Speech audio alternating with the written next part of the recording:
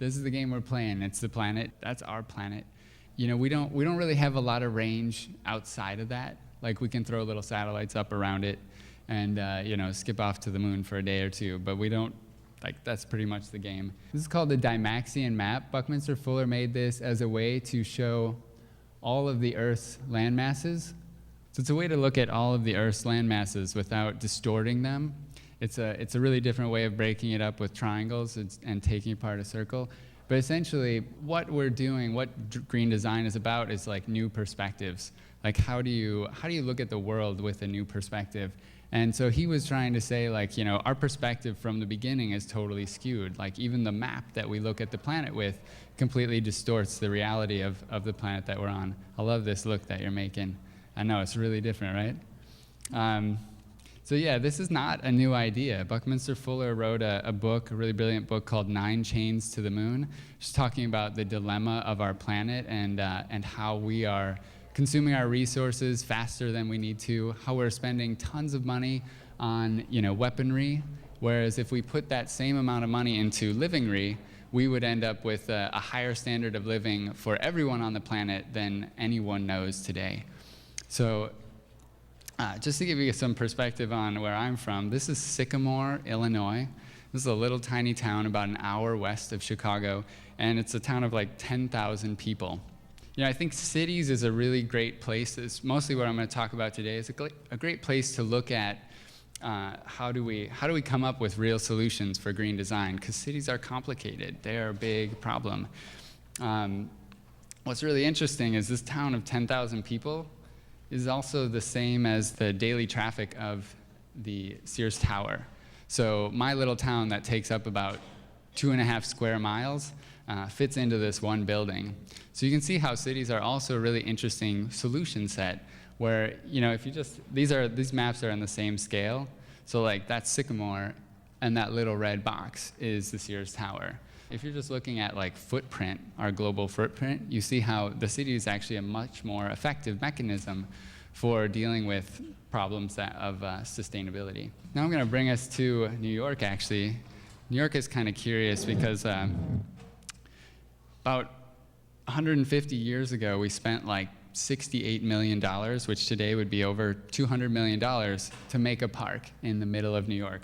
And this is Central Park. Meanwhile, around Central Park, we were developing everything we could get our hands on.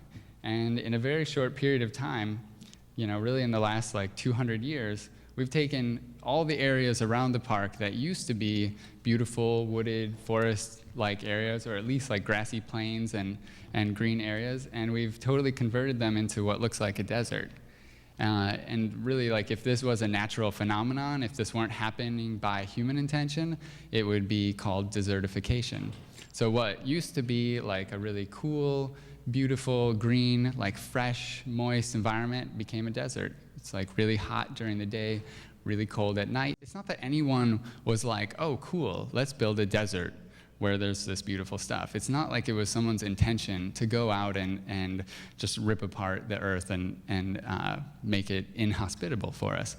But this is what happens when we don't have an intention, when we're not thinking about what is the long-term impact of what we're doing and you know, how should we be working on this macro scale? What can we do about it? That's why we made Design Green Now. First thing you need to do is really talk about these ideas and look from this kind of perspective of like, what is the long term and how are we going to handle that? You know, do we have the tools? I think we do. To a large degree, we really do have the tools, and that's what you're going to find at these panels is people. I'm going to give you some examples, but it's people who have already created the tools, and it's really more like awareness. Like, people don't know about it and know how to change it. Like, when you're talking about cities, buildings have like a 60-year lifespan, 60 to 100-year lifespan. So if you're trying to change the built environment, it's a long time before you get those things to change. And when you're building buildings, you know, it's massive. It's like, it's not what you can handle with your hands. It's machinery and infrastructure. And so to change these things on a large scale takes a lot. It takes a lot of talking about it, takes a lot of figuring it out, and a lot of doing. And then the other thing is just like, you know, this is the topic of the panel, like totally wasted. Like, can we change these habits that are just wasting us, that are wasting our environment, our resources? So there's a good book that if you guys haven't read it and you're interested, you should absolutely read. Will blow your mind. It's called Cradle to Cradle, and it's just a beautiful vision of how to think these things through and examples of how it's happening on a product level, on a building level. So, the question that I'm going to deal with mostly in the presentation is just like, how do we fix this little desert that we made? How do we take this urban landscape and transform it into something that really works for humanity? How do we make it pretty? How do we make it, hospitable? How do we make it a place that like we really want to be, that we want to see? This is actually the roof of the Chicago City Hall. Chicago is doing really wonderful things right now around green design. They are doing all kinds of things to speed up the permitting on buildings. So if you want to have a green roof on your building, your permit goes to the top of the list, and you can get that moved through really quickly because they want this to happen. But there's a problem in New York, which is like, we have tons of flat roofs, which is actually a benefit. That's a great thing, because that's a space that we can get on and work on. But this roof, the flat roofs that we have, especially like here in Brooklyn, they were all made to deal with snow. Like the main requirement was like the roof must not leak and it must hold a certain amount of snow. So the snow load is like 40 pounds per square foot.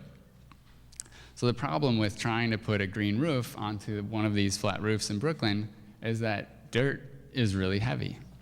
But if you look here, you can see the grasses and the roots and things are all really just in this thin little layer.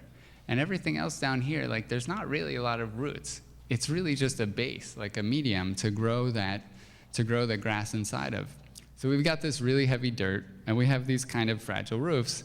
And so how are we gonna do green roofs all over New York? So there's this really genius guy called Paul Minkowitz, and he actually spoke on one of our panels last night at Pratt. And he has a solution for this. It's expanded polystyrene. It's something that normally you might, in an eco context, you might think, ew, that's gross. But what's really nice about it is like, one, we've got a lot of it because we use it for packaging all the time. And right now, we don't really have another packaging solution that's, replaces all of the functions of expanded polystyrene. So what he does is he takes this expanded polystyrene, he grinds it up, he mixes the two together to make what he calls Gaia soil. So Gaia soil is this soil that when it's on the roof, a cubic foot of it weighs like 10 pounds, and then with water inside of it, it weighs like 20 pounds. So you have this ultralight soil medium that you could essentially like grab a giant, spray gun and fill all the roofs in Brooklyn with and grow green roofs all over Brooklyn. And why do we want to do this? Well, green roofs have like a huge myriad of positive effects. Like one of the biggest problems actually in our cities is urban heat island effect. And we don't really think about this a lot because it doesn't affect, it's hot outside, so we go in and jump in the air conditioning. But what this does to our city is when it's really hot out, like we have to run those air conditioners more and more and more. The more we take away green space, the hotter it actually gets. So the temperature in the cities is, 4 or 5 degrees hotter than it is in the surrounding areas. And what that equates to in energy costs is just outrageous. It's like millions and millions of dollars when you look at that on the scale of New York City. These green roofs, what they do is the temperature of a black bituminous roof, the black roofs, they're like the dropout spots. That's like an industrial roof in Brooklyn. When it's 95 degrees out, those roofs can be like 185 degrees at the surface level. So they're just extremely, extremely hot. When you put a green roof on that same building, when it's 95 degrees out, the roof is actually 85 degrees. And that's because of something called transvaporation, which is the plants are giving off moisture in the heat, and they actually cool the roof. So you end up with roofs that are cooler in the summer and actually warmer in the winter because they add insulation on the top layer of the roof. This is an installation on Cook Plus Fox, which is an architecture firm here in New York, and they're doing like all green architecture, really amazing place. And it's a little hard to see, but they're in little bags. So you essentially walk up with these little bags of soil and drop them on the roof and split them open, and the seeds are already inside of there, and plants grow out of them. They're totally amazing. We just did this research project in a partnership, actually, ecosystems with DMD Green.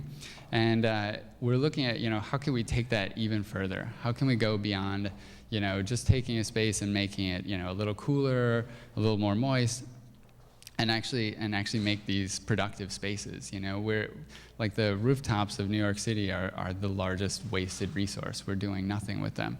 So, there's people working right now doing like large-scale solar installations. I was so surprised to see this guy standing on it. I never saw anyone stand on a solar panel. This must be strong. These are actually shingles, so it replaces like a regular roof for slanted roofs. So there's options for slanted roofs too. Here's like a nice Tetris-looking, patches over the space of the roof. So there's ways to take these roofs and make them not just green and pretty to look at. That's another thing, really. If you have a view of rooftops in New York, it'd be nice to look at something not black and nasty. So what we looked at in this presentation is like, how far can we really go? We started looking at what are the problem areas in New York, dealing with the things that green roofs help with. So, what are the areas that are the hottest areas in the summer? So we have a heat map, actually, up here that's showing a little red. We put circles on the hottest areas. And then what are the areas that have like the least green space? So we mapped out the green space in New York City. Another big problem that we have is like when it rains, all of our rainwater goes into the same sewage system as all of our sewer water, all of the waste from our buildings. And it actually can't handle the capacity because we don't have like dirt and grass surfaces to actually absorb the rain that comes off the building. So what you end up with is what's called combined sewage overflows, where all of that stuff combined together flows out into our rivers. And it's smelly and it's toxic, and people, believe it or not, actually swim in the rivers around New York, and it's like a total health hazard. The other thing that we looked at was asthma rates. These, the darker patches are the areas that have the highest asthma rates. And the interesting thing that we found was that if we take all of these maps and put them together, we end up with very similar areas that have the most problems. Like the South Bronx is like the hottest area with the highest asthma rate and the most combined sewage overflows in the cities. So if we could just take green roofs and cover this whole area, we'll capture tons of rainwater, we'll stop a lot of that sewage overflow, we'll cool down the city, and we'll totally improve the air quality because all of these plants are constantly taking carbon dioxide out of the air and putting fresh oxygen back into it. So then we said, how do we take that even further? These are basically like farms on the roofs, and we have solar panels on the roofs over here. And this is like integrated solar systems up on the walls and solar on the roofs again. On little farms, it's like, why don't we take back that layer of our city, that urban fabric that we've just been disregarding, and start making beautiful, productive spaces? And make them our next learning institutions, make them centers where people could go and learn about farming and learn where food actually comes from. Food doesn't come from the store, it comes from the earth.